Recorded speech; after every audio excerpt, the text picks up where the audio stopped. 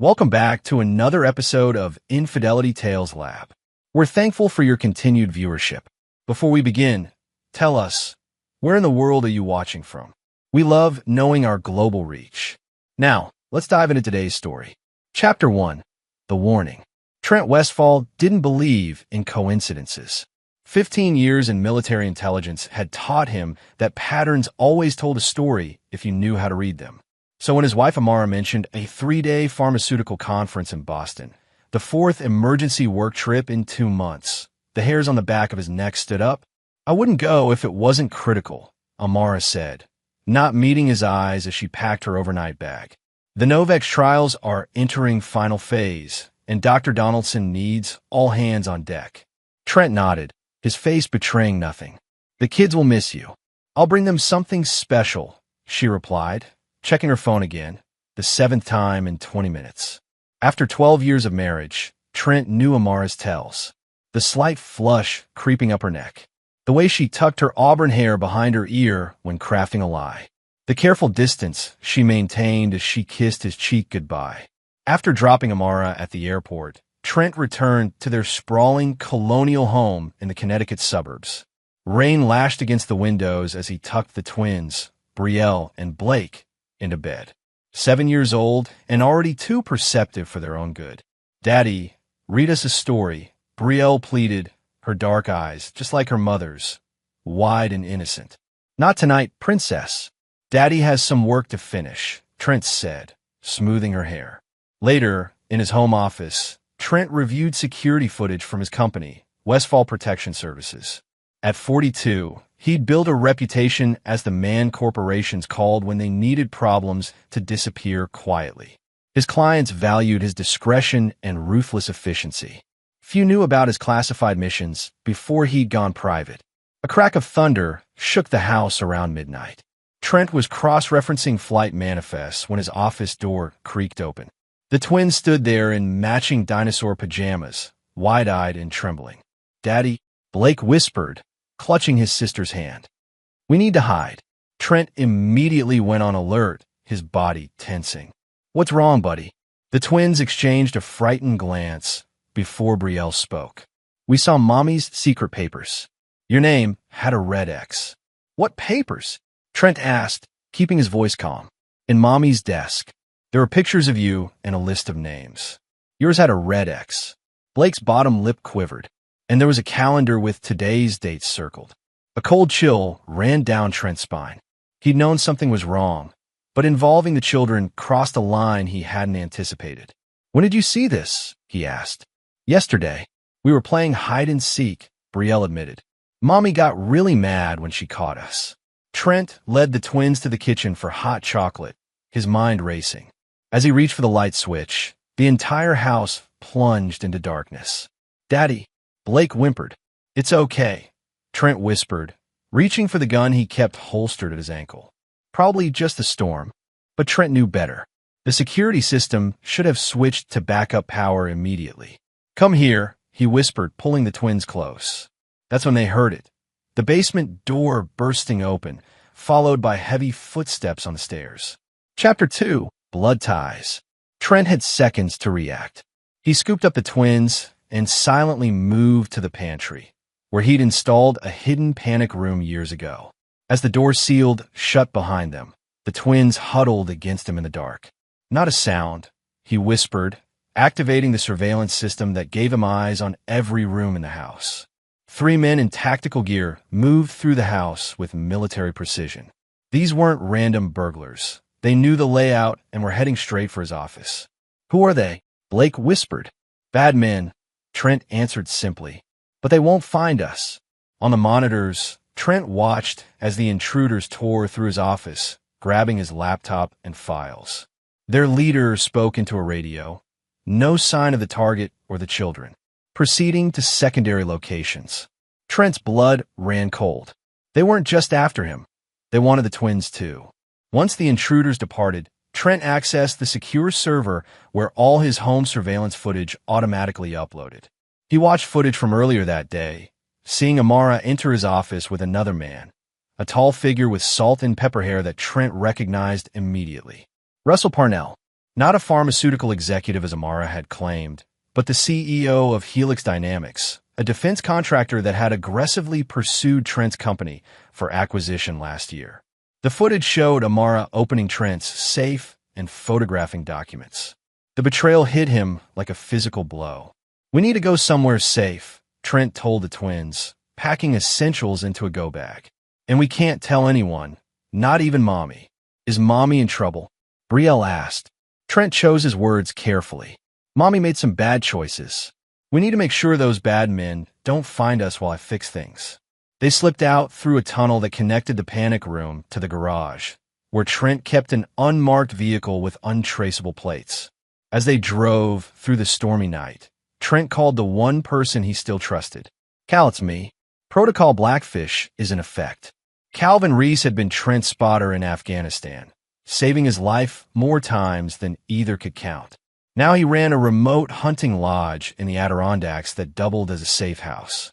"What happened?" Cal asked, no hesitation in his voice. "Amara's working with Parnell. They try to take me out tonight. The twins are with me." A long pause. "Jesus, Trent. The kids too.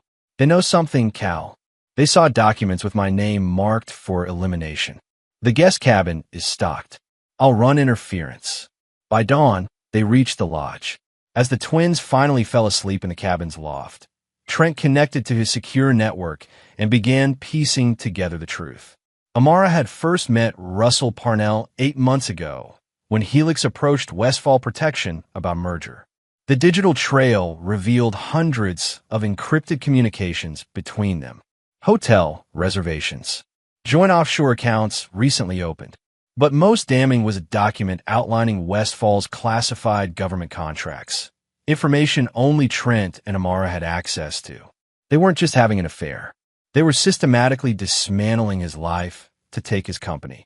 When Cal arrived with supplies, his weathered face was grim. "Your house is gone. Electrical fire, they're saying. Total loss." Trent nodded, unsurprised. "They're tying up loose ends." "What about the twins? They're targets now, too." "They saw something they shouldn't have." "A list." Cal's eyes narrowed. "What kind of list?" "People standing in the way of whatever Amara and Parnell are planning." Trent pulled up a document. 5 of my clients have died in accidents over the last 6 months. All had military contracts that Helix wanted. "And you're next," Cal concluded. "Not just me," Trent said, his voice hardening. "She was willing to sacrifice our children." Cal recognized the change in his friend's expression. He'd seen it before, in war zones when Trent crossed into that cold, calculating mindset that made him legendary in their unit. "What are you going to do?" Cal asked quietly. Trent looked at the sleeping twins. "First, I protect them. Then I make sure everyone who betrayed us pays. Starting with my wife." Chapter 3. The Architect. 3 days later, Trent watched from a distance as Amara stood before news cameras, tears streaming down her face. "My children and husband are missing," she sobbed. "Our home destroyed. Please, if anyone has information." The performance was flawless. Concerned mother and wife, desperate for answers. But Trent saw what others missed. The way her eyes remained dry despite the tears, the calculated pauses for effect. Beside her stood Russell Parnell, playing the role of supportive family friend. His hand rested possessively on Amara's shoulder as he announced that Helix Dynamics was offering a substantial reward for information. In the cabin, the twins watched their mother on TV with confusion. "Why is Mommy lying?" Blake asked. "Sometimes adults do bad things for money or power," Trent explained gently. "Mommy made choices that put us in danger." "Is she coming here?" Brielle asked, fear in her voice. "No, Princess. This is our secret place." That night, after putting the twins to bed, Trent reviewed what he discovered about Project Architect, a classified initiative mentioned repeatedly in communications between Amara and Parnell. According to the fragments he'd gathered, Helix had developed technology that could remotely access secure government systems through quantum interference. But they needed Westfall's client list and security protocols to deploy it. With Trent gone and Amara in control of his company, they'd have everything they needed.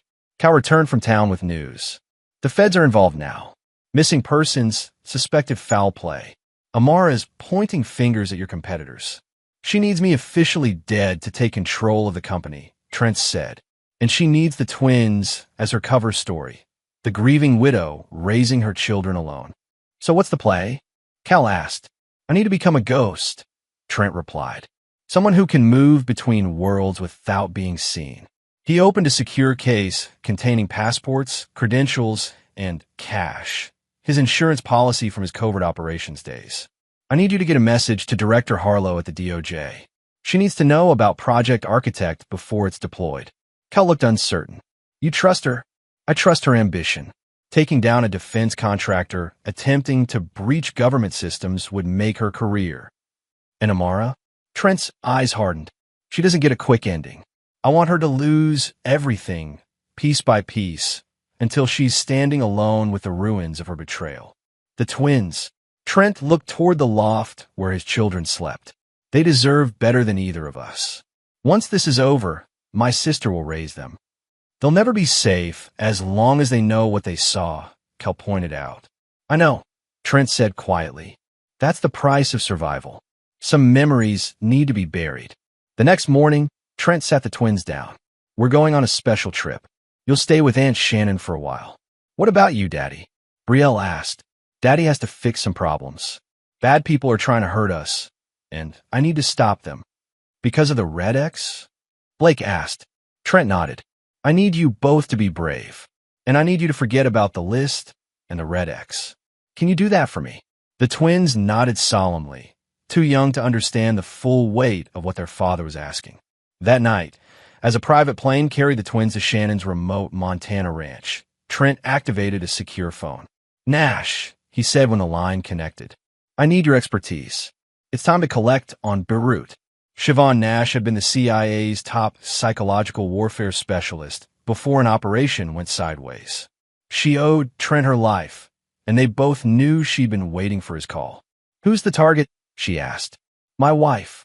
I want her to experience everything she planned for me. This won't be clean, Nash warned. I'm not looking for clean, Trent replied. I'm looking for justice. Chapter 4, Ghost Protocol. 6 weeks after his disappearance, Trent watched Amara enter the Westfall corporate headquarters in downtown Hartford. Despite the board's reluctance, she'd leveraged her status as his wife to assume temporary control of operations. Russell Parnell had been surprisingly absent from public view, focusing instead on finalizing Project Architect from the shadows. Trent's appearance had changed dramatically. Gone was the clean-cut executive. His hair was longer, his formerly clean-shaven face now covered with a thick beard, colored contacts changing his blue eyes to brown. The few extra pounds he'd gained completed the transformation. Inside a van parked across the street, Siobhan Nash monitored surveillance equipment. She scheduled meetings with all your major clients today. Parnell's people are embedded as security consultants shadowing each account. They're mapping access points, Trent muttered. How's progress on our end? Your DOJ contact came through. They're building a case, but they need concrete evidence of Project Architect. So far, it's all circumstantial. Trent had spent weeks constructing his counterattack. The first phase involved systematically isolating Amara from her support system, beginning with the Westfall Board of Directors. Parker's up first, Nash noted, referencing Vernon Parker, the board chairman who had known Trent for decades. Trent nodded. He'll be the easiest to convince.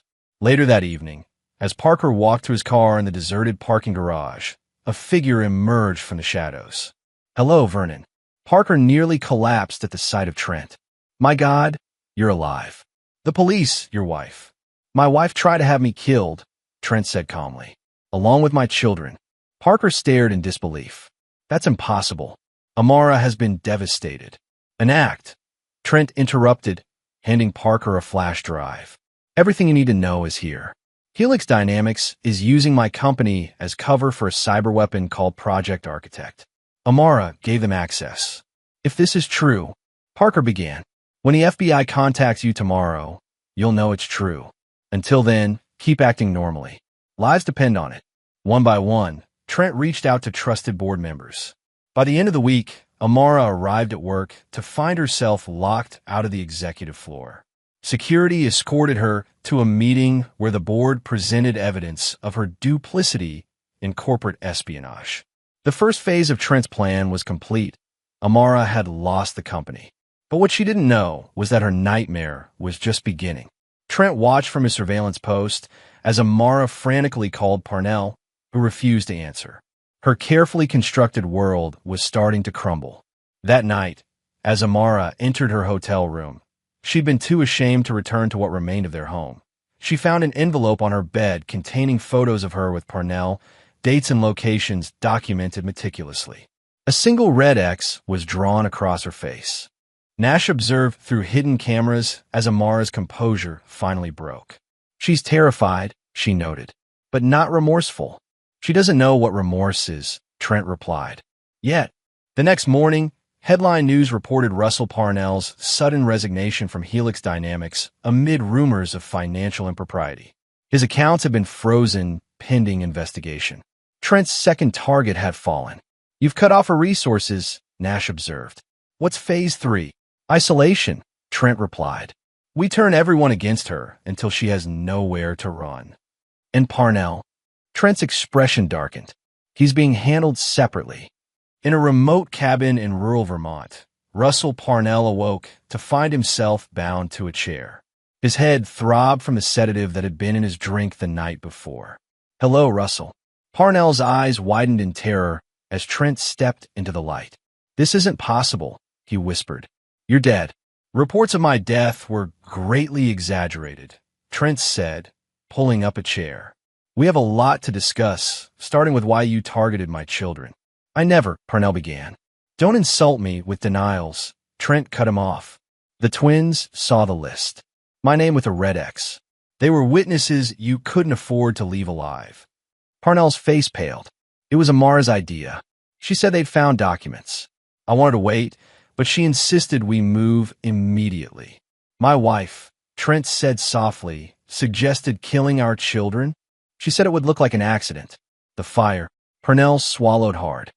She's not who you think she is, Westfall. She approached us a year ago, offering your company's classified contracts. This was her operation from the start. Trent sat back, absorbing this revelation. Tell me everything about Project Architect. By morning, Trent had what he needed, complete details of the cyber weapon, the conspirators involved, and most importantly, Amara's true role as the operations mastermind. What are you going to do to me? Parnell asked, exhausted after hours of interrogation. Nothing, Trent replied, injecting him with another sedative. The federal agents arriving in 20 minutes will handle your prosecution. Treason carries severe penalties. As Parnell lost consciousness, Trent placed a call to his DOJ contact.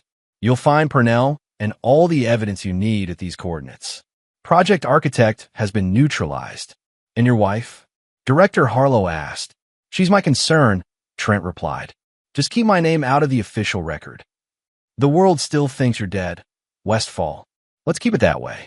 Chapter 5. Exposed Lies. Amara Westfall's world had imploded. In just 2 weeks, she'd lost control of her husband's company. Her lover had been arrested on federal charges, and her reputation was in tatters. She sat alone in her hotel room, surrounded by newspaper articles detailing the collapse of Project Architect and Helix Dynamics stock plummet. Her phone rang, an unknown number. Hello, she answered cautiously. They're coming for you next, a distorted voice said. Who is this? Someone who knows what you did to your family. Amara's hand trembled. I don't know what you're talking about. The twins saw your list. Your husband's name marked for death. Your own children, Amara. There's a special place in hell. The line went dead. Panicked, Amara booked a flight to Zurich, where she'd hidden emergency funds. But at the airport, she was detained by customs officials. Her passport had been flagged. After hours of questioning, she was released but missed her flight and her escape route. In his surveillance hub, Trent watched Amara's growing desperation with cold detachment. She's running scared, Nash observed. Good. Fear makes people careless. The authorities are building their case against her, Nash reported. Based on Parnell's testimony and the evidence you provided, they'll move soon. Not yet, Trent replied. She doesn't understand the true cost of betrayal. The next phase of his plan involved Amara's family. Her younger sister, Lydia, received an anonymous package containing evidence of Amara's plot against her husband and children. Horrified, Lydia contacted their parents, who had always adored Trent. Within days, Amara found herself cut off from her entire family. Trent knew isolation was a powerful weapon. His years and intelligence had taught him that breaking someone required removing all their support systems one by one. Meanwhile, he made weekly secure calls to his sister Shannon's ranch, where the twins were slowly healing. They asked about their mother less frequently now, focusing instead on their new life. "They're doing better," Shannon reported. "The nightmares are less frequent." "And the memories?" Trent asked. "Fading, like you hoped. Children are resilient, Trent, but they need stability." "Soon," he promised. "I'm nearly finished." 3 months after his death, Trent was ready for the final phase. He arranged for Nash to approach Amara as a journalist investigating Helix dynamics. "I have information that might help your situation," Nash told her at a quiet coffee shop. Desperate for allies, Amara agreed to meet again. Over several meetings, Nash gained her confidence, gradually extracting confessions under the guise of preparing her defense narrative. Every word was recorded, creating a damning body of evidence. Amara, believing she'd found a sympathetic ear, revealed details about accessing classified contracts, her relationship with Parnell, and most incriminating, her knowledge of the planned hit on Trent. "What about the children?" Nash asked carefully during their final meeting. There were reports they might have seen sensitive documents. Amara hesitated. "Collateral damage. They were never supposed to be home that night. I'd arranged for them to stay with a friend, so their deaths would have been acceptable." "Necessary," Amara corrected coldly. "You don't understand what was at stake. Project Architect would have revolutionized intelligence gathering. Trent was short-sighted, refusing to sell to Helix. He left me no choice. And you have no regrets?" Amara's eyes hardened. "My only regret is underestimating those brats. If they hadn't warned Trent." Nash had heard enough. As she left their meeting, she transmitted the recording to Trent and the DOJ. That night, federal agents arrested Amara Westfall for conspiracy, corporate espionage, and solicitation of murder. The evidence against her was overwhelming. As Amara was led away in handcuffs, she locked eyes with a bearded man watching from across the street. For a moment, recognition flickered in her eyes, but the man turned away before she could be certain. "It's done," Nash told Trent as they regrouped. "She'll spend decades in prison." But Trent's expression remained cold. "No, there's one piece left. The twins," Nash realized. "You can't keep them hidden forever." "I'm not going to," Trent replied. "It's time to return from the dead." Chapter 6, Resurrected. Trent Westfall's return from the dead made national headlines. His press conference, held exactly 6 months after his supposed death, was a masterclass in controlled narrative. "I went into hiding to protect my children after discovering a conspiracy involving my wife and executives at Helix Dynamics," he told reporters, his appearance now restored to its former polished state. "Evidence I provided to federal authorities details their attempts to steal classified technology and eliminate witnesses, including my 7-year-old twins." The story captivated the public. The devoted father who'd faked his death to save his children from their murderous mother. The decorated veteran who'd single-handedly exposed a plot threatening national security. Director Harlow of the DOJ stood beside him, confirming that Trent had worked with authorities to bring down Project Architect. His temporary death had been necessary to gather evidence and ensure his children's safety. What the public didn't see was the careful choreography behind Trent's resurrection. His sister Shannon had brought the twins back from Montana, coaching them on a simplified version of events that protected them from the full horror of their mother's betrayal.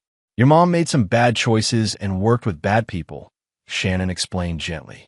"She's going away for a long time. But your dad protected you, and now you can be together again." When Trent reunited with his children under controlled conditions, the cameras captured a touching moment of family resilience. What they didn't capture was Blake's whispered question, "Did you make the bad people go away, Daddy?" "Yes," Trent assured him. They can't hurt us anymore. In the aftermath, Trent rebuilt his life with calculated precision. Westfall Protection Services emerged stronger, absorbing key Helix contracts after the company's collapse. The family home was reconstructed, though Trent and the twins lived primarily in a new location with enhanced security. To the world, it appeared Trent had achieved perfect justice. His reputation restored, his company thriving, his children safe, while those who betrayed him faced punishment. But 3 months after his return, as life settled into a new normal, an unexpected development threatened Trent's carefully constructed peace. Brielle, now 8, approached him in his home office, clutching a familiar piece of paper. "I found this in Aunt Shannon's things when we were packing." Trent froze as he recognized the document. The original list with his name marked by a red X. The one the twins had discovered in Amara's desk. The paper he thought had been destroyed in the fire. "I remember more than you think, Daddy," Brielle said quietly. "About Mommy's list. About the other names." Trent carefully took the paper. "What do you remember, Princess? There were 5 names before yours. All crossed out already." Her eyes, so like her mother's, held an unsettling awareness. "They were your friends. The ones who died in accidents." Trent maintained his composure, though internally he was reassessing his daughter's perception. She'd seen more than he'd realized. Remembered more. "Those were bad people who worked with Mommy," he explained carefully. Brielle studied him. "But they were crossed out before Mommy made her plan. You said Mommy only started being bad last year." The perceptiveness chilled him. The names had indeed been Trent's former colleagues. Men who had betrayed him years earlier during a classified operation. Men who had subsequently died in arranged accidents long before Amara's betrayal.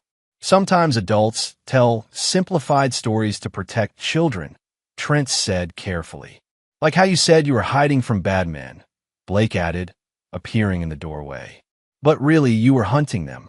Trent realized with growing unease that his children had pieced together more than he'd thought possible. The twins exchanged a look he recognized all too well, the silent communication they'd shared since infancy. "We know you made them pay, Daddy," Brielle said simply. "Like you always told us. Anyone who betrays family has to pay." In that moment, Trent saw something in his children that both troubled and reassured him, a reflection of himself. The same calculative intelligence, the same unforgiving nature, the same ability to compartmentalize justice and vengeance. "Family protects family," he finally said. "Sometimes it means doing difficult things." "Like with Mommy?" Blake asked. "Yes," Trent acknowledged. "Like with Mommy."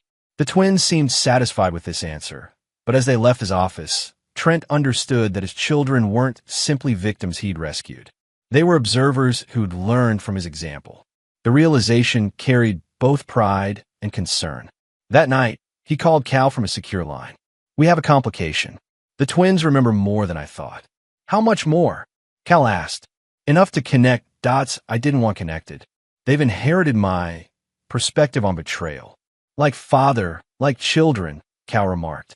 "Is that a problem?" Trent considered the question. "No," he finally decided. "It's insurance. They'll never be victims again."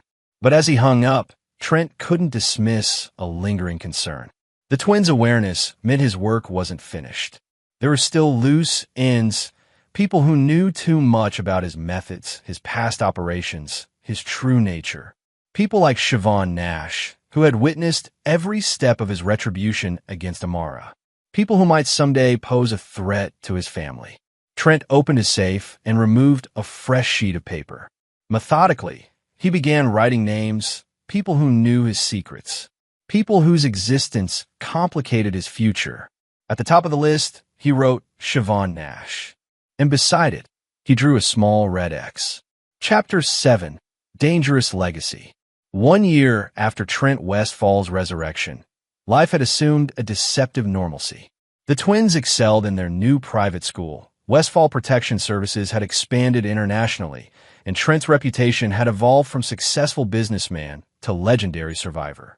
Amara's federal trial had concluded with a 40-year sentence. Russell Parnell had turned state's evidence, but still received 20 years for his role in Project Architect. Justice, by all public accounts, had been served. Few knew that Trent maintained a shadow operation dedicated to monitoring potential threats. Chief among his concerns was his children's evolving understanding of events. Despite therapy and careful management of information, the twins exhibited troubling signs of their mother's manipulation and their father's ruthlessness. They're showing sociopathic tendencies, Dr. Lenore Walsh reported during a confidential consultation. Not unusual after trauma, but concerning nonetheless.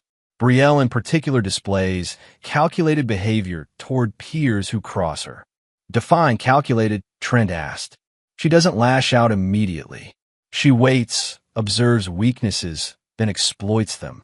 Last month, a classmate excluded her from a birthday party. 3 weeks later, that girl's most treasured possession was destroyed in what appeared to be an accident. Trent recognized the pattern, his pattern. The patient, methodical approach to retribution he'd employed throughout his career. And Blake? He's more direct, but equally concerning. He's formed a protective circle around his sister. Anyone who threatens that bond faces immediate consequences. Trent nodded, unsurprised. Recommendations? Continued therapy? Consistent boundaries? And most importantly, they need positive models for conflict resolution. They've learned that betrayal warrants destruction, Mr. Westfall. I wonder where they learned that lesson. The implied accusation hung between them. Later that week, Trent received an encrypted message from Cal. Phoenix Rising. Meeting required. The code indicated that someone from their past had resurfaced, someone dangerous. Hours later, they met at a secure location. Nash is gathering information on the twins, Cal reported without preamble. Trent's expression hardened. Explain. She's been making inquiries. School records. Medical files. She accessed Dr. Walsh's notes on them. Why? Cal hesitated. Insurance, most likely. You know how she operates. Everyone needs leverage. Trent had anticipated this possibility. Nash had been essential to dismantling Amara's operation, but she knew too much about Trent's methods, including several that exceeded legal boundaries. Her mistake was letting us detect her, Trent noted. She's getting sloppy. Or sending a message, Cal suggested. Maybe she wants you to know she's watching. Arrange a meeting. 2 days later, Trent met Siobhan Nash at an upscale restaurant in Manhattan. Her copper hair was shorter than when they'd last met. Her green eyes just as calculating.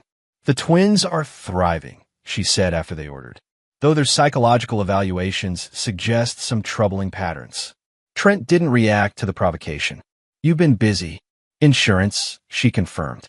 Your method of dealing with loose ends is well documented, Trent. I'm simply being prudent. By threatening my children? Nash laughed softly. Not threatening. Protecting. They're extraordinary, you know. Particularly Brielle. That level of cognitive processing at 8 years old is remarkable. She connects patterns most adults would miss. Stay away from my family, Trent warned quietly. Family is precisely why I'm here, Nash replied, sliding a file across the table. Your operation against Amara was clean. Your previous eliminations, less so. There are people connecting those dots, just like your daughter did. Trent examined the file, which detailed an ongoing DOJ investigation into the deaths of his former colleagues, the names that had been crossed out on Amara's list before his own. Director Harlow? He asked. Nash nodded. She protected you during the architect operation because you were useful. Now, she's wondering if you've been eliminating threats long before Amara betrayed you. What's your stake in this? Self-preservation, Nash admitted. If they come for you, they come for me next. I help you destroy your wife's life. That makes me complicit. Trent considered his options. Nash represented a liability, but also an asset with unique skills. Eliminating her would only validate the DOJ's suspicions. What do you propose? He finally asked. A mutual defense pact, she replied. I help you manage this investigation. You ensure my name stays clear of any fallout. And we both protect those remarkable children from becoming collateral damage. Trent didn't trust Nash, but he recognized the pragmatic value of her offer. Acceptable. On one condition, you never approach my children directly. Agreed, Nash said, raising her wine glass. To complicated partnerships. That night, as Trent tucked the twins into bed. Brielle fixed him with an unnervingly perceptive stare. "Was that lady today a friend or an enemy?" she asked. Trent froze. He hadn't told the twins about his meeting with Nash. "What lady?" "The red-haired woman watching us at school pickup. You met her later." "I saw her car." Blake nodded. "She had a gun under her jacket. I could see the shape." Trent maintained his composure despite his shock. The twins had spotted Nash conducting surveillance, something trained professionals often missed. "Sometimes people are both friend and enemy," he explained carefully. "She's someone who helped us when Mommy made bad choices." "But you don't trust her," Brielle stated with certainty. "No, I don't." "Is she on your new list?" Blake asked innocently. "The one in your safe?" Trent went cold. His children had apparently found his contingency list, the one with Nash's name marked for potential elimination. "You shouldn't be looking in my safe," he said, deflecting the question. "We weren't," Brielle clarified. "We saw the reflection in your glasses when you were working late. It looked like Mommy's list." The twins were not just observant, but strategically adept, using indirect methods to gather intelligence. They'd inherited the worst traits of both parents: Amara's manipulation and Trent's calculated ruthlessness. "Some secrets are meant to protect us all," Trent said finally, "even from each other." The twins exchanged their characteristic look, a silent communication he couldn't decipher. "We understand, Daddy," Brielle said, her voice chillingly adult. "Everyone has secrets." After they fell asleep, Trent called Dr. Walsh. "We need to accelerate their treatment," he said without preamble.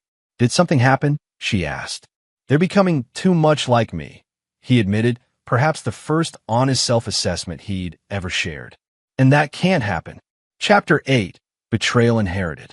3 months after his arrangement with Nash, Trent faced a new crisis. Director Harlow had been replaced at the DOJ by Thomas Reeves, a prosecutor with a reputation for targeting white-collar criminals with military backgrounds. Within weeks, the dormant investigation into the deaths of Trent's former colleagues had been reactivated. "They've subpoenaed your military records," Nash reported during a secure call, "including the classified operations in Lahore." Lahore, where 5 members of Trent's unit had betrayed him during a high-risk extraction, leaving him for dead after stealing intelligence to sell on the black market. The same 5 men who later died in accidents before Amara's betrayal. "Can they access those files?" Trent asked. "Not officially, but Reeves has unofficial channels through his brother at the Pentagon." "Recommendations?" "We need leverage on Reeves," Nash suggested. "Everyone has secrets." But before they could implement this strategy, Trent discovered a more immediate problem at home. The twins had been suspended from school after an incident involving the son of a prominent judge.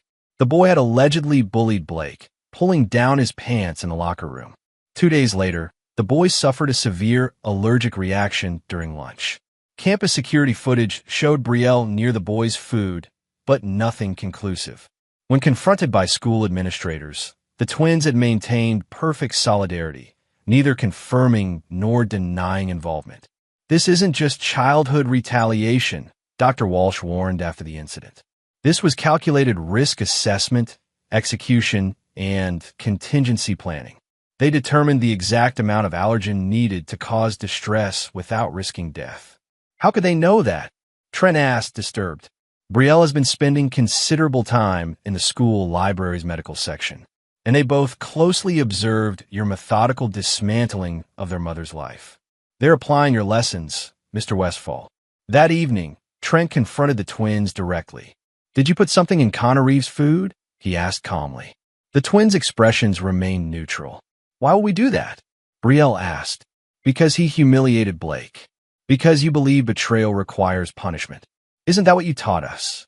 Blake countered. The directness of the question caught Trent off guard. "I taught you to protect yourselves. You taught us that people who hurt us have to pay," Brielle corrected. "Like Mommy." "That was different," Trent insisted. "Your mother tried to kill us," Brielle finished. "We know. We remember more than you think, Daddy." Blake nodded. "We remember the men who came that night. We remember the basement door. And we know about the other people on your lists," Brielle added. "The ones before Mommy betrayed you. The ones you made pay." Trent realized with growing horror that his children had been conducting their own investigation, piecing together his past operations through careful observation and access to his secure files. "How did you get into my encrypted records?" he asked quietly. "Your password pattern," Blake said matter-of-factly. "You always use variants of military operation names and dates. We figured it out months ago. We know about Uncle Cal helping you," Brielle continued. "And about the red-haired lady. She's on your contingency list, too. And now you're in trouble because of the new man at Mommy's trial," Blake added. "Director Reeves." Trent froze. "How do you know that name?" The twins exchanged their cryptic look again. "Connor is his nephew," Brielle revealed. "We heard him bragging about his uncle investigating you. That's why we chose him." The calculated nature of their action struck Trent like a physical blow. They hadn't simply retaliated against a bully. They'd strategically targeted someone connected to the DOJ investigation. "What exactly did you do?" Trent asked carefully. "We sent a message," Blake said simply. "Like you taught us." Later that night, Trent received an urgent call from Nash. "Reeves has withdrawn from the investigation, citing personal reasons." "Explain," Trent demanded. "His nephew had a medical incident that the family believes wasn't accidental. They've received warnings to back off your case." "I didn't send any warnings," Trent said, a chill running through him. "Well, someone did," Nash replied. "Someone who knew exactly how to leverage Reeves' greatest vulnerability, his family." After hanging up, Trent checked on the twins, finding them sleeping peacefully. On Brielle's desk lay her science homework, a detailed report on anaphylactic shock and allergic reactions. Beside it was a sealed envelope addressed to Director Reeves, Department of Justice. He carefully opened it, finding a single sheet of paper inside. At the top was a crudely drawn red X, and below it, written in a child's handwriting, "Leave our daddy alone, or next time will be worse." Trent sat heavily on his daughter's desk chair, confronting a terrible truth. In his quest for vengeance, he had created something far more dangerous than his enemies. He had molded his children in his image, teaching them that betrayal warranted destruction at any cost. And now they were applying those lessons independently, without his moral constraints or adult judgment to temper their actions. The twins weren't just victims he'd protected or innocents he'd sheltered from their mother's treachery. They were his true legacy, calculating, ruthless, and absolutely loyal to their conception of family justice. Trent realized he faced an impossible choice: continue enabling their development into weapons like himself, or dismantle the very thought patterns he'd instilled in them through his example. Either way, the damage was already done. The cycle of betrayal and retribution had claimed new participants, his own children. Chapter 9. Red Inheritance. 2 years after the fall of Amara Westfall, her former husband sat across from Dr. Lenore Walsh for their quarterly assessment of the twins' progress. "They're adapting well," she reported cautiously. "Their academic performance is exceptional. No further disciplinary incidents at school." "But," Trent prompted, recognizing her hesitation, "but their emotional development concerns me. They've constructed an elaborate framework of loyalty and betrayal. Anyone within their circle receives absolute devotion. Anyone outside, it is viewed as a potential threat." "That sounds like basic threat assessment," Trent noted. "In adults with military backgrounds, perhaps," Dr. Walsh countered. "In 10-year-old children, it's abnormal. They continue to divide the world into allies and enemies, with no middle ground." Trent couldn't argue. Since the Connor Reeves incident, he'd worked tirelessly to redirect the twins' development, emphasizing empathy and proportional responses to conflict. But their fundamental worldview remained unchanged. Betrayal was unforgivable, family loyalty absolute. After their revelation about accessing his files and targeting Reeves' nephew, Trent had implemented new security protocols. Cal had been reassigned to distant operations. Nash had been kept at arm's length. The contingency list had been destroyed. Yet he sensed the twins were simply becoming more sophisticated in concealing their activities. They presented a perfect facade of normal childhood while maintaining their private bond and shared perspective. "What's your recommendation?" Trent asked. Dr. Walsh hesitated. Complete separation. Different schools, different therapeutic approaches. Their symbiotic relationship reinforces these patterns. That would destroy them, Trent objected. It might save them, she countered. Together, they're becoming something concerning. That evening, as Trent considered this drastic option, he received an unexpected visitor. Siobhan Nash arrived unannounced, bypassing his security systems with ease. "We have a problem," she said without preamble. "The twins have been in contact with Amara." Trent felt as though the floor had dropped from beneath him. "That's impossible. She's in federal custody. All communications are monitored. They used an intermediary, an art therapist at the prison who also volunteers at their school. They've been exchanging coded messages for months." "How do you know this?" "Because Amara reached out to me," Nash admitted. "She wants to make a deal." Trent's mind raced through the implications. "What kind of deal?" "Information in exchange for a reduced sentence. She claims to have evidence of your involvement in the deaths of your former unit members. Evidence the twins helped her compile. The betrayal cut deeper than Trent could have imagined. His own children, secretly communicating with the woman who had tried to kill them, gathering evidence against him. "Why would they do this?" he asked, more to himself than Nash.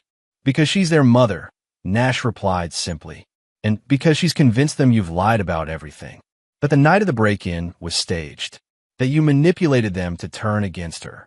That's absurd. She planned to kill them. Children want to believe in their parents, Trent. And Amara was always the more persuasive one." Trent accessed his security system, reviewing footage of the twins' activities over recent months. There was subtle patterns he'd missed. Library visits coinciding with the art therapist's schedule. Drawings sent to community service projects that were actually prison outreach programs. "What's Amara's endgame?" he asked. "Revenge," Nash said. "She loses either way. Either she destroys you with her evidence, or she turns your children against you. Either outcome satisfies her." "We need to move quickly," Trent decided. "The art therapist." "Already handled," Nash assured him. "The communication channel is closed." That night, Trent confronted the twins directly. They sat across from him in his office, their expressions carefully neutral. "I know about your communication with your mother," he said without preamble. Neither child reacted visibly. "Why?" he asked. "After what she planned to do to you?" "We wanted to hear her side," Brielle explained calmly. "You taught us to gather all available intelligence before making assessments." "She tried to kill you," Trent reminded them. "That's what you told us," Blake countered. "But we only have your word." The doubt in his son's voice cut Trent deeply. "You were there. You saw the list. You heard the men break in." "We saw a list," Brielle corrected. "We heard men. But everything after that came from you." "You think I fabricated everything?" Trent asked incredulously. "The federal investigation? Her confession? Parnell's testimony? We think you're capable of elaborate operations," Brielle said carefully. "We've seen your work firsthand." Trent realized he'd created the perfect conditions for this doubt. By demonstrating his abilities to manipulate evidence and construct narratives, he'd given his children reason to question everything, including his account of their mother's betrayal. "What did she tell you?" he asked. "That you framed her because she discovered your involvement in those earlier deaths," Blake replied. "That you staged a break-in to gain custody of us." "And you believed her?"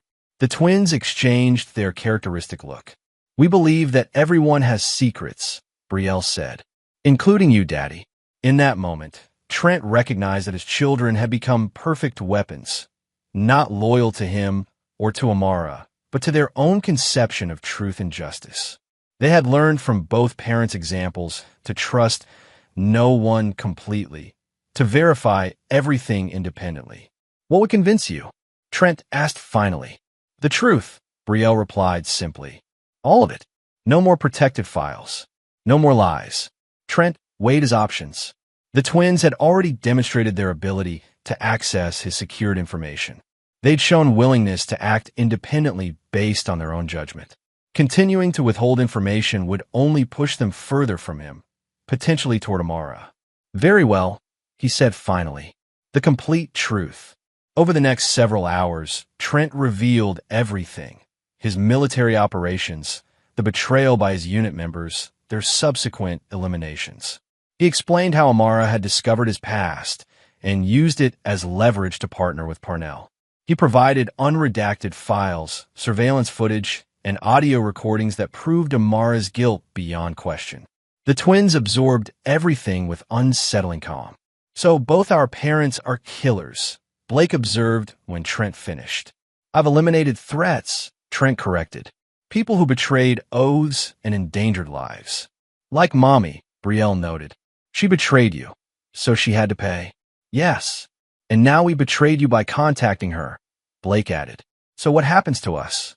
The question revealed their fundamental misunderstanding and Trent's failure as a parent. They believed his love was conditional, based on loyalty rather than unconditional parental devotion. "Nothing happens to you," Trent said firmly. "You're my children. That doesn't change, ever." "But we broke the rules," Brielle pressed. "We betrayed family." "Family is more complicated than rules," Trent explained. "I've made terrible mistakes, especially in how I've raised you. I wanted to protect you from what happened, but instead, I taught you the wrong lessons." For the first time in years, he saw genuine confusion in his children's expressions. "What do you mean?" Blake asked. "I taught you that betrayal can never be forgiven, that people who hurt us must be destroyed. But that's not how healthy people live," Trent admitted. "That's how broken people survive." "Are we broken?" Brielle asked quietly. "No," Trent assured her. "But I've been trying to mold you into weapons instead of children. That stops today." In the following months, Trent implemented dramatic changes. The twins began attending separate schools, not as punishment, but to develop independent identities. Dr. Walsh's therapy intensified, focusing on emotional development rather than behavioral compliance. Trent himself entered therapy, confronting the damage his military experiences and Amar's betrayal had caused. He reconstructed his relationship with the twins based on transparency and appropriate boundaries. Nash remained a distant ally, monitoring Amar's limited prison communications and ensuring the evidence of Trent's past operations remained secured. A year later, Trent sat with the twins in their garden, discussing their futures with a freedom that would have been impossible before. "I want to be a doctor," Brielle announced. "I'm good at understanding how systems work. And I want to be an engineer," Blake added, "building things instead of breaking them." "Whatever you choose," Trent assured them, "I'll support you completely." As the twins left to prepare for dinner, Trent checked his secure phone, finding a message from Nash, AW Terminal. "Request for final visit approved." Amara was dying, cancer developed in prison, now in its final stages. Her last request was to see the twins. After careful consideration and consultation with Dr. Walsh, Trent presented the option to his children. "Your mother has asked to see you. The choice is entirely yours." The twins considered this together, their silent communication now less frequent but still present. "Will you come with us?" Brielle asked. "If you want me to," Trent replied. "Then yes," Blake decided. "We'll see her." The prison hospital was sterile and depressing. Amara lay withered in her bed, barely resembling the vibrant, manipulative woman who had nearly destroyed their family. "My beautiful children," she whispered when they entered, her eyes filling with tears at the sight of Trent accompanying them. "And you, we're here because they wanted closure," Trent explained calmly. "Nothing more." The twins approached their mother's bedside with caution. Unlike the coldly calculating children of years past, they now displayed appropriate emotion. Sorrow for what might have been, anger at her betrayal, confusion about their complicated feelings. "I wanted to tell you," Amara said weakly, "that I'm sorry. Not for what I did to your father. He deserved that, but for putting you in danger. That was unforgivable." "Yes, it was," Brielle agreed. "But we came anyway," Blake added. Amara studied them with genuine regret. "You've grown so much. Are you happy?" The twins looked to Trent, then back to their mother. "We're learning how to be," Brielle answered honestly. When they left an hour later, the twins walked ahead while Trent lingered briefly at Amara's bedside. "They're extraordinary," she whispered, "despite everything we did to them." "Not despite," Trent corrected. "They survive because they're stronger than our mistakes." "Did you ever love me?" Amara asked suddenly. before it all went wrong? Trent considered the question carefully. Yes, but I never trusted you. That was the beginning of the end. And you trusted me with one thing, she realized. Our children. My greatest mistake, Trent acknowledged. Amara's eyes filled with tears. For what it's worth, I did love them, even when I was willing to sacrifice them. I know, Trent replied. That's what makes you truly dangerous. 3 days later, Amara Westfall died alone in her prison hospital room. The twins received the news with complex emotions, but no tears. That evening, as they sat together watching the sunset, Blake asked the question that had lingered for years. Do we have to forgive her, Dad? Trent considered carefully before answering. Forgiveness isn't an obligation. It's a choice that serves your healing, not hers. You get to decide what relationship you want with her memory. What about you? Brielle asked. Did you forgive her? No, Trent admitted honestly. I understood her. I even respected her intelligence. But some betrayals leave permanent scars. Like your Red X list, Blake noted. Yes, Trent acknowledged. But that doesn't mean you have to carry the same scars. You can choose differently. The twins absorbed this, the first genuinely free choice they'd been offered about their emotional inheritance. I think, Brielle said slowly, I'd rather build something new than keep fighting old battles. Blake nodded in agreement. Me too. As darkness fell, Trent watched his children, still bearing the marks of their troubled past, but increasingly charting their own course. The red X that had once marked him for death had become a legacy he'd inadvertently passed to them. But unlike him, they might choose to break the cycle. They weren't weapons anymore. They were children finding their way back from darkness. A journey Trent himself was still navigating. The red inheritance remained part of their DNA, but no longer defined their future. And for Trent Westfall, who had survived betrayal and enacted ruthless justice, that represented the most meaningful victory of all. And there you have it. Another story comes to an end. What did you think? I'd love to hear your thoughts in the comments below. If you enjoy this story, consider joining our community by subscribing. It means the world to us. For more stories like this one, check out the recommended videos on screen. And I'll see you there. Welcome back to another story on Infidelity Tales Lab. Before we begin, tell us, where in the world are you watching from? Now, let's dive into today's story.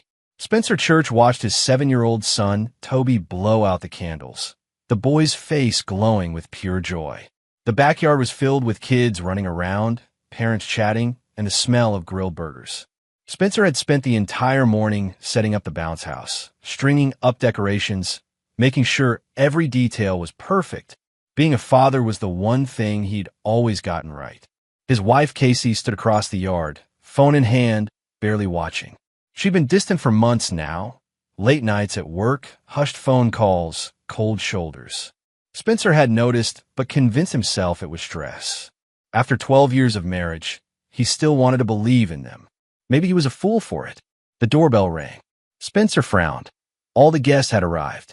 He walked through the house and opened the front door to find a pizza delivery man holding 2 large boxes. The man's eyes were wide, scanning nervously behind Spencer. We didn't order anything, Spencer said. The delivery man, his name tag read Raphael, leaned in close. His voice came out in a trembling whisper. Sir, take your son and run out the back door now. Don't tell anything to your wife. Spencer's military training kicked in instantly. He'd spent 8 years as an Army Ranger before hanging up the uniform to be a present father. His instinct screamed that this man was genuine, terrified even. The way Raphael's hands shook, the sweat on his brow despite the cool October air. This wasn't a prank.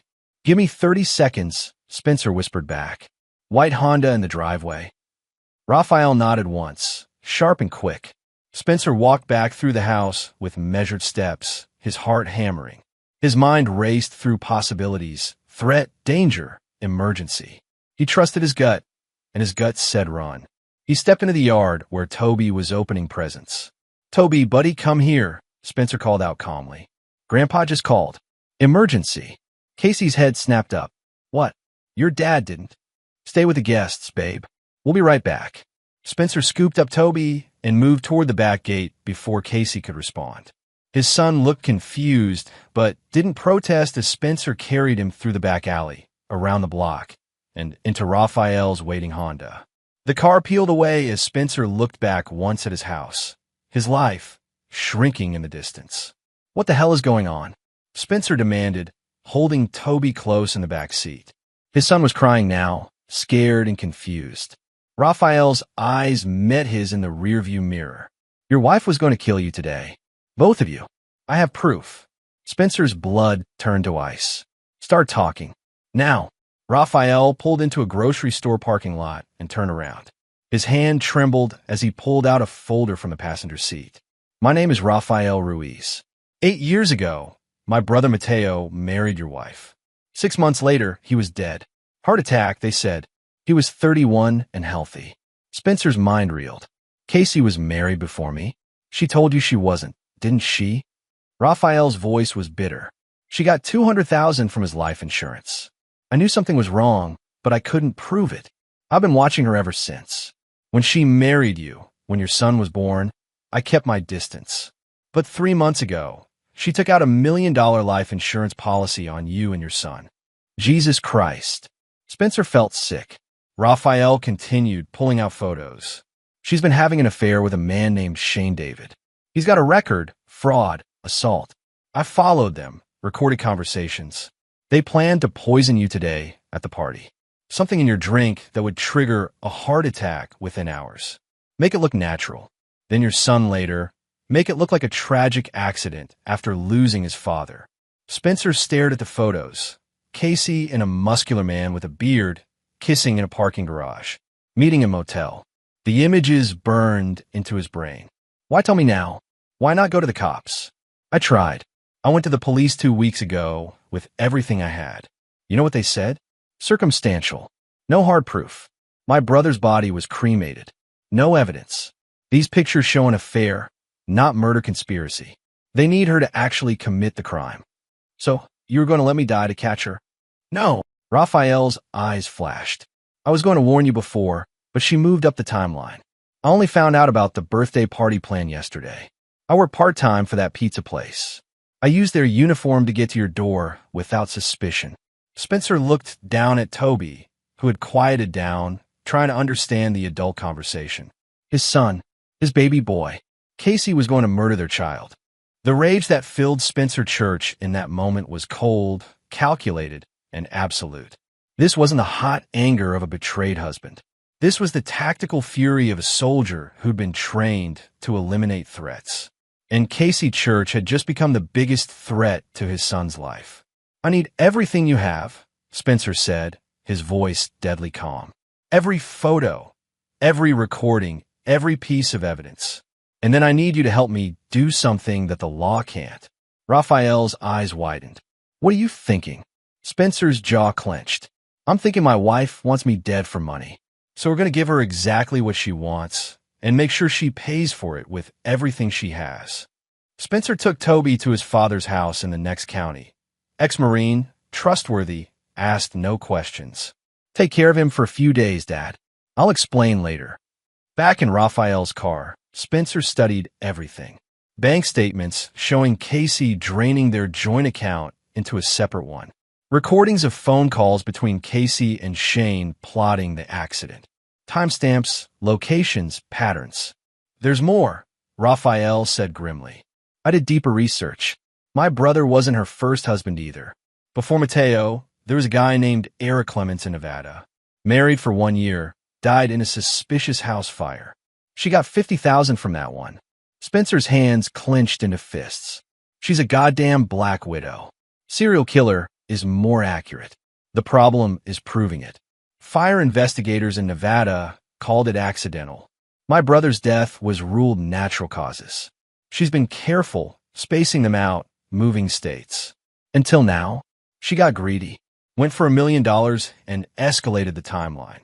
Spencer's tactical mind was already working through scenarios. "Did you get audio of them discussing the poison?" Raphael nodded, playing a recording on his phone. Casey's voice was chillingly casual. "The oleander extract is tasteless. His glass of wine during the cake cutting.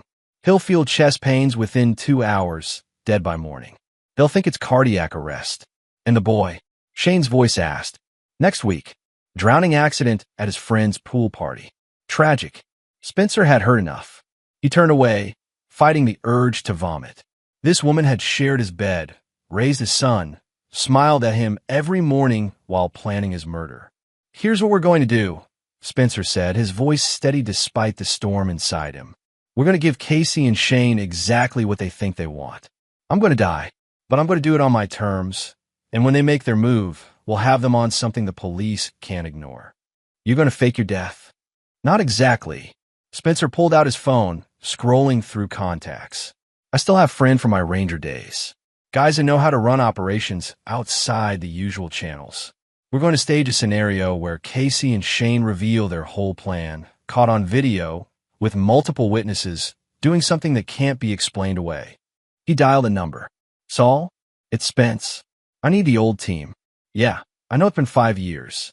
This is family. Life or death. He paused. My wife is trying to kill me and my son. I need to make sure she never hurts anyone again. Over the next 2 hours, Spencer laid out his plan. Saul Dodge, his former squad leader, was now a private security consultant. He brought in 2 others, Jerry Bradley, tech specialist, and Reuben Klein, surveillance expert. They met at a safe house Saul kept for client protection cases. Your wife is currently at your house with the party guests, Jerry reported, typing on his laptop. I've got eyes on her phone. She's texting Shane. He ran. Find out where he went. Good, Spencer said. Let her panic. Raphael, you're going to go back to your pizza job like nothing happened. If anyone asks, you delivered to the wrong address, realized your mistake, and left. Never saw me. What about you? Raphael asked. Spencer's smile was cold. I'm going to become a ghost for 3 days. In that time, we're going to build a trap so perfect that when Casey and Shane walk into it, they'll confess to everything, and we'll have proof that will put them away for life. Or, Saul said carefully, we can handle this another way. The kind of way that doesn't involve courts or appeals. Spencer knew what Saul meant. The permanent solution. The Ranger way. He'd be lying if he said he wasn't tempted. But he thought of Toby, growing up with his father in prison or on the run. No, I want them alive and suffering. I want Casey to lose everything she killed for. The money, the freedom, the future. And I want her to know I'm the one who took it all away. Casey Church stood in her bedroom, phone pressed to her ear, barely containing her fury. How does a man just vanish with a child, Shane? Relax. Shane David's voice oozed false confidence. He probably went to his dad's place. We'll find him. This was supposed to be clean, simple. She paced, her mind racing. Spencer running meant he knew something, or at least suspected. But what? How? She'd been so careful. She pulled up her call log, deleted messages, cleared browser history. Years of practice made her thorough. The police would find nothing even if Spencer went to them. And really, what would he tell them? His wife was having an affair? That wasn't illegal. He had no proof of anything else. But the life insurance policy, if he knew about that, if he'd somehow found out about Mateo or Eric. Casey's phone buzzed. Unknown number. She answered. Mrs. Church. A woman's voice, professional. This is Francine Matthews from Lifetime Security Insurance. We're calling to confirm some unusual activity on policy number 7743B. Casey's heart stopped. What activity? Your husband called this morning requesting information about the beneficiaries and payout conditions. We're required to notify all parties on joint policies. He seemed concerned about the coverage amount. Is everything all right? Yes, fine. Just a misunderstanding. Thank you. Casey hung up, her hands shaking. Spencer knew about the policy.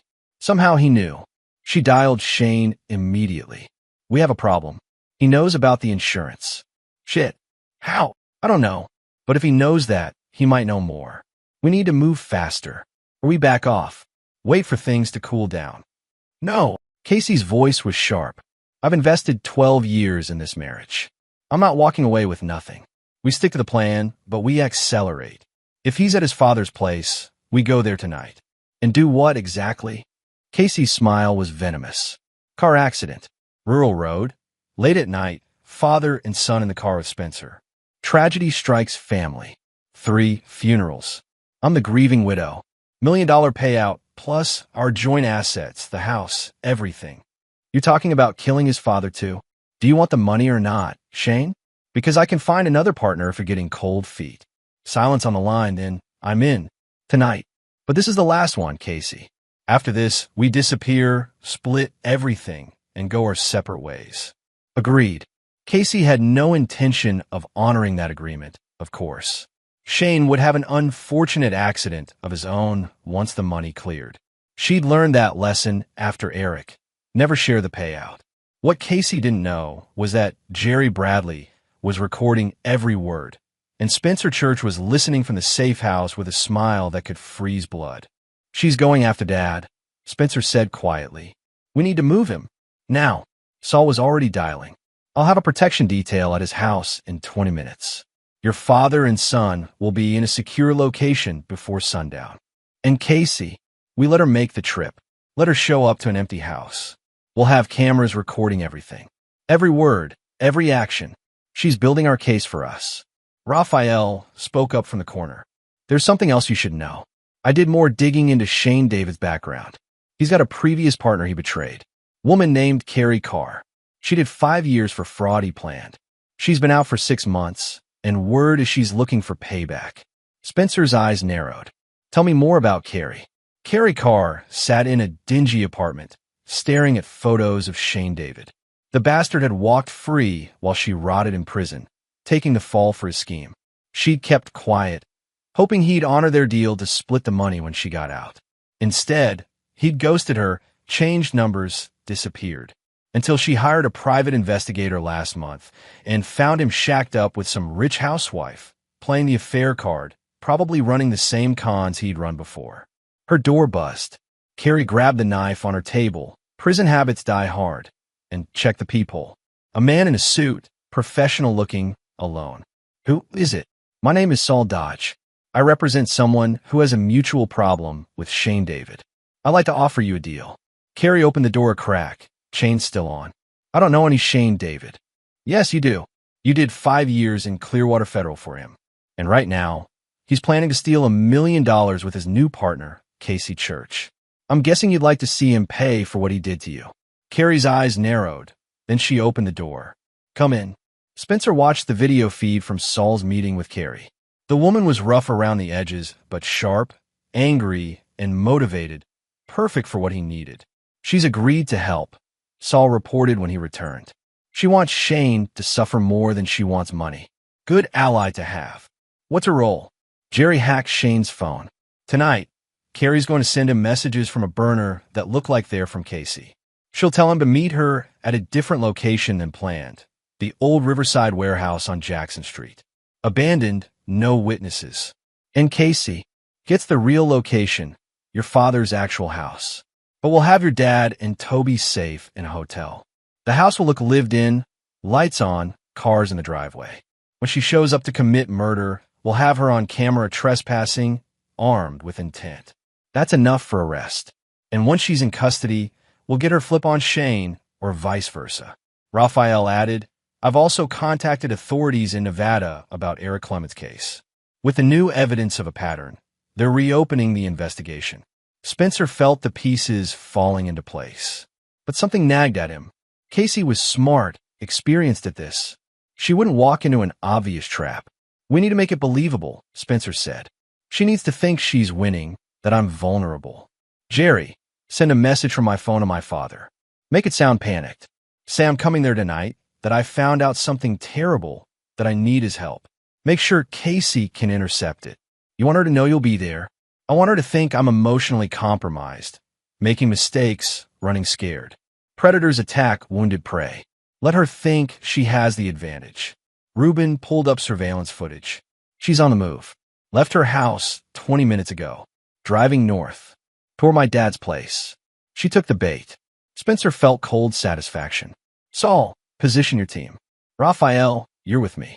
We're going to be there when Casey shows up. I want to see her face when she realizes she's caught. What about Shane? Carrie's meeting him at the warehouse. She's going to record everything he says. If he admits to anything, we've got him. If he doesn't, she's authorized to tell him Casey's planning to kill him too once the money clears. Let his paranoia do the work. Jerry nodded.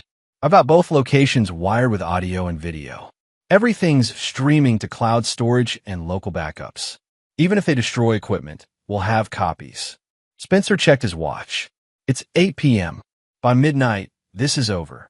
Casey Church parked 3 blocks from Spencer's father's house. She dressed in black, nondescript, hair tied back. In her trunk, a crowbar, rope, a jerry can of gasoline, an untraceable .38 revolver she'd bought off a dealer Shane knew. The plan was simple. Break in, stage a gas leak explosion. Everyone inside dies, collect the money. She knew Spencer's father, Ed Church, wouldn't expect danger. The old Marine would probably answer the door, confused, and she'd shoot him first, quick and clean. Then Spencer. Then little Toby. Then burn it all down and drive away the grieving widow who'd lost everything. Casey felt no remorse. She'd done this before. The first kill, Eric, had been hard. She'd vomited afterward. But necessity overrides morality, and Casey needed money more than she needed conscience.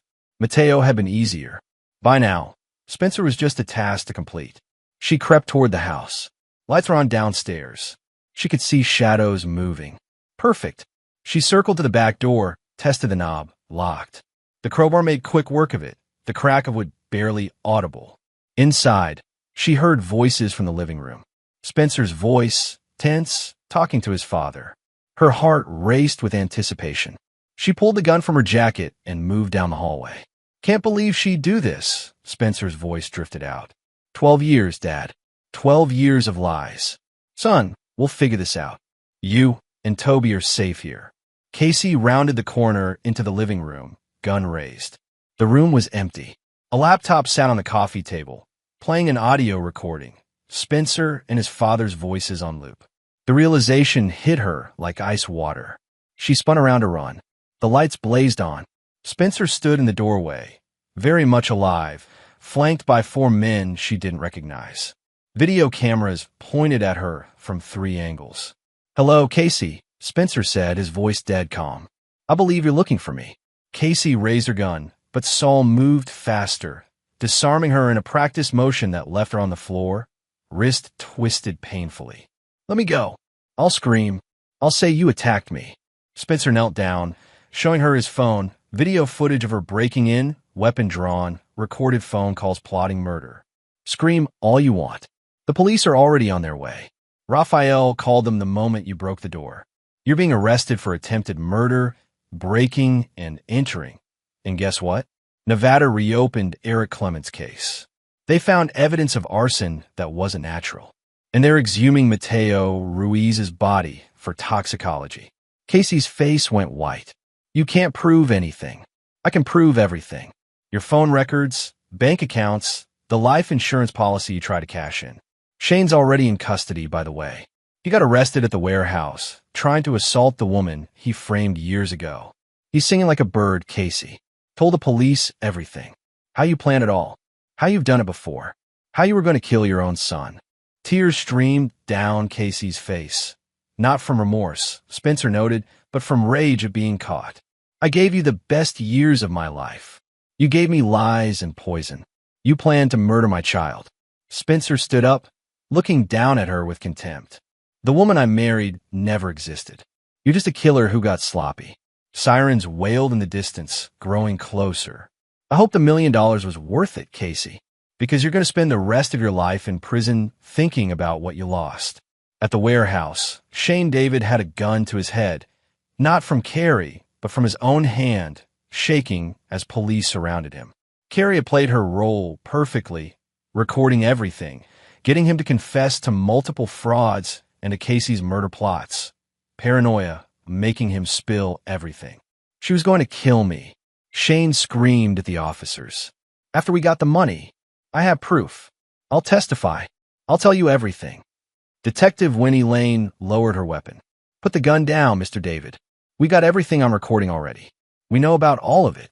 The interrogation room reeked of stale coffee and desperation. Casey Church sat handcuffed, her lawyer Clifton Olson beside her, whispering damage control that she ignored. Detective Lane laid out photos on the table.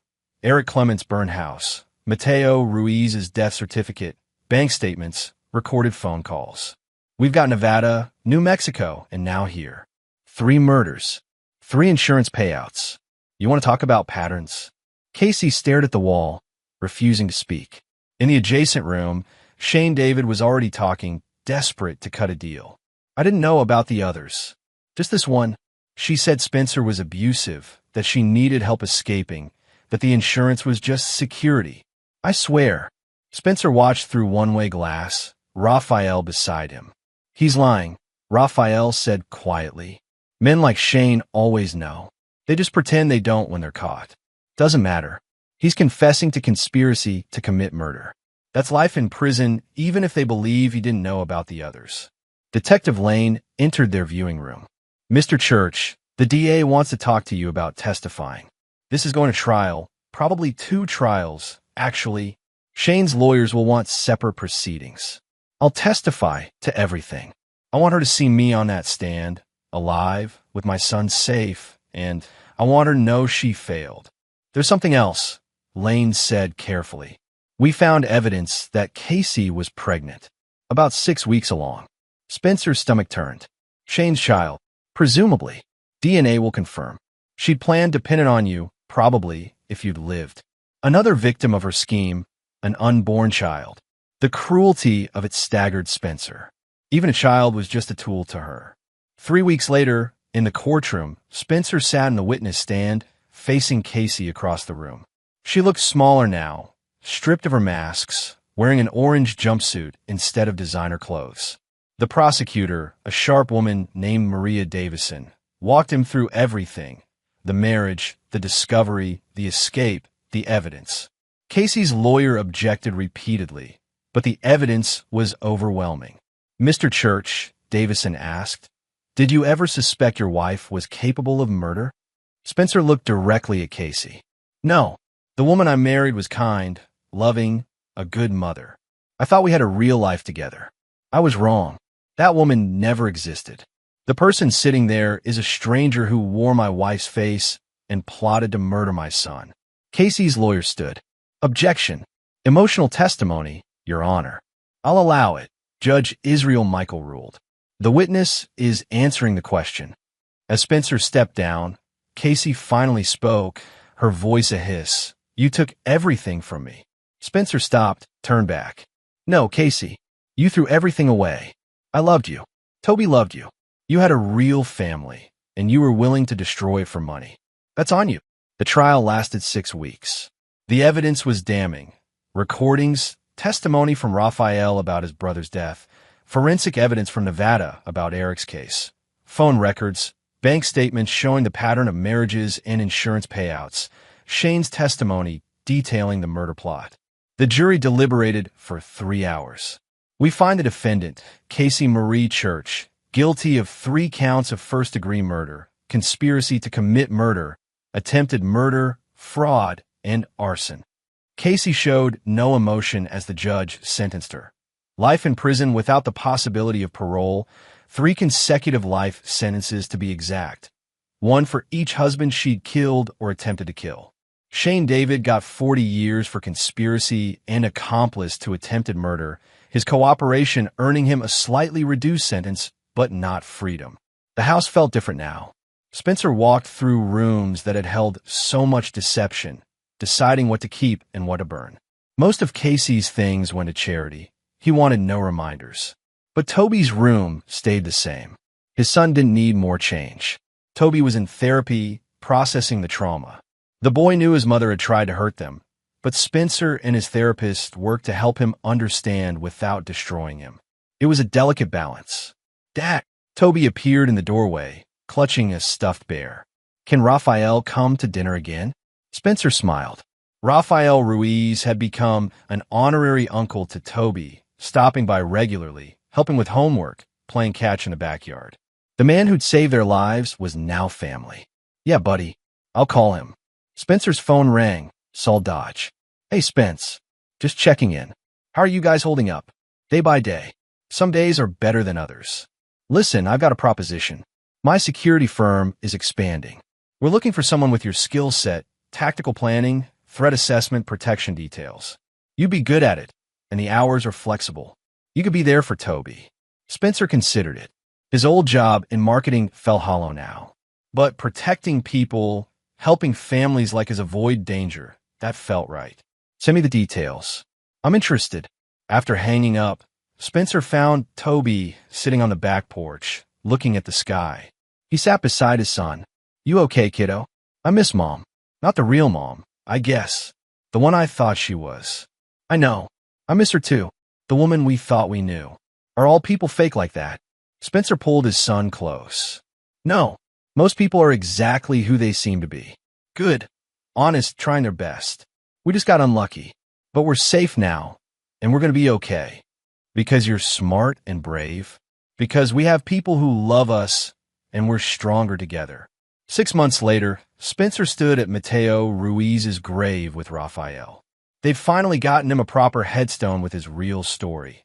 Loving brother, taken too soon, justice finally served. Thank you, Raphael said quietly. For everything. For believing me. For helping me get justice for Mateo.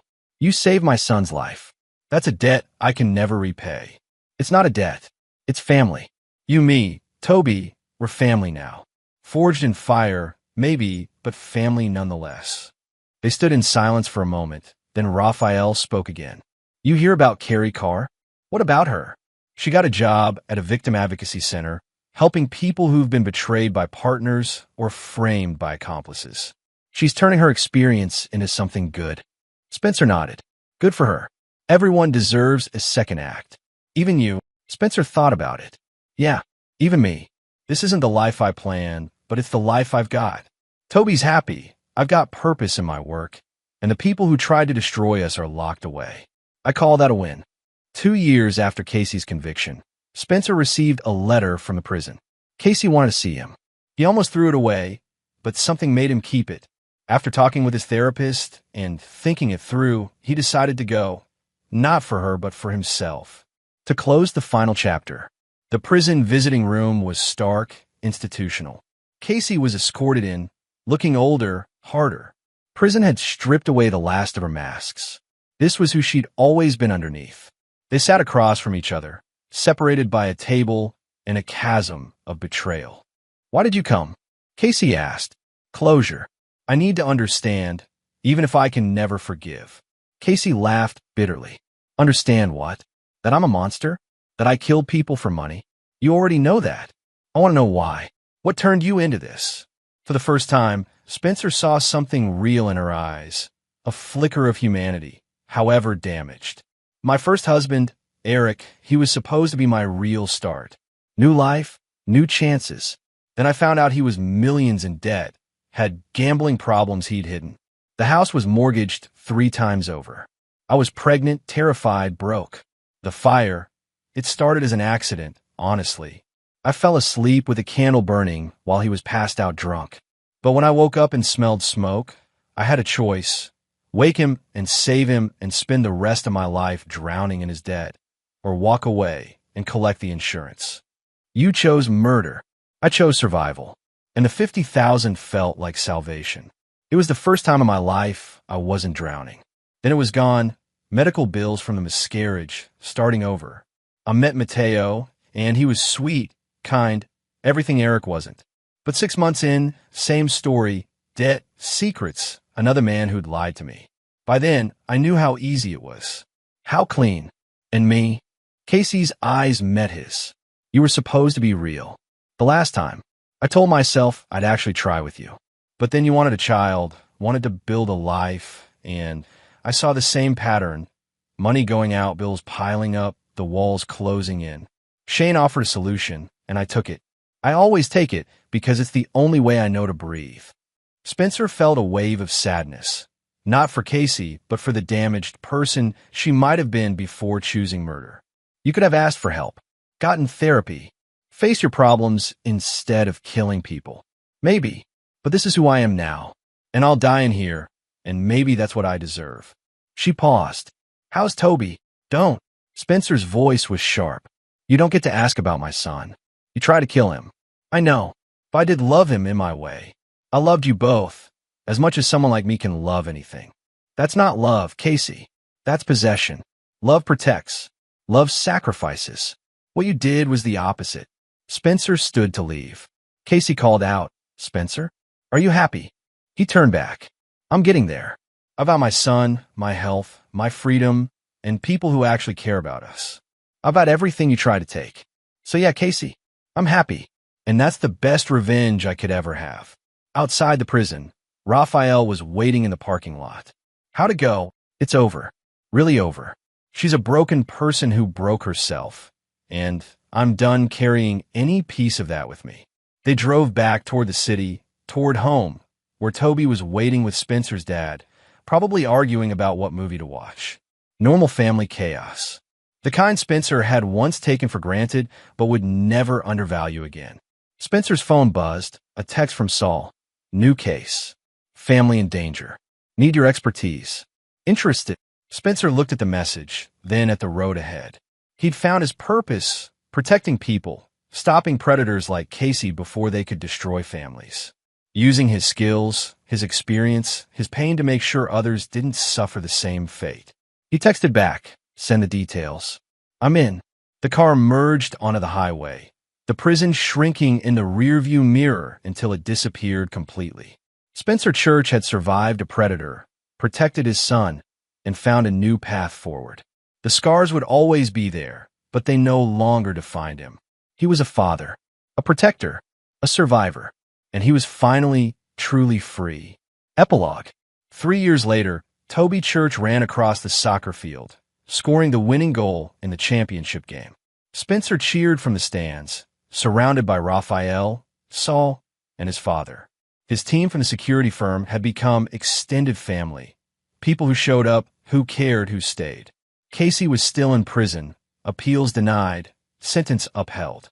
Shane David had died of a heart attack in his cell, poetic justice, perhaps. The families of Eric Clements and Mateo Ruiz had found closure, knowing the truth, seeing justice served. Spencer had helped over 40 families in the past 3 years through his work,